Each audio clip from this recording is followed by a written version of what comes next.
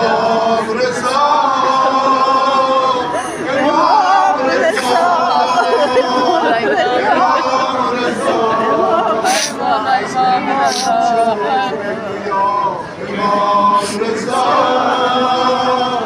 امام رضا امام رضا خودتو تو حرم علی ابن موسی رضا ببین جا سرگره رو ما میکنی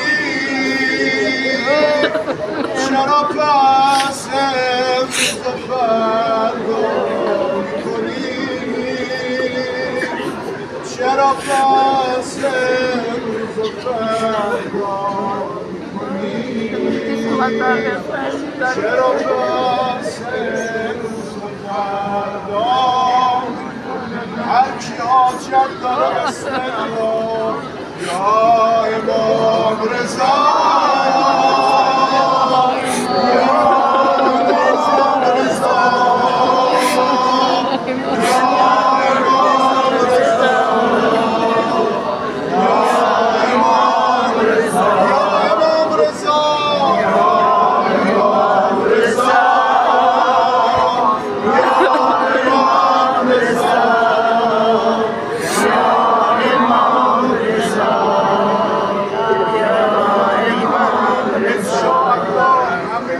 بار خانم فاطمه معصومه حاجت روا از این حرم برن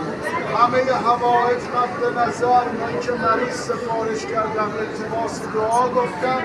و یه نیتی اومدن ایشالله توی این حرم حاجت روا بشن نثار پدر و مادر خانم فاطمه معصومه سلام الله علیها بلند صلوات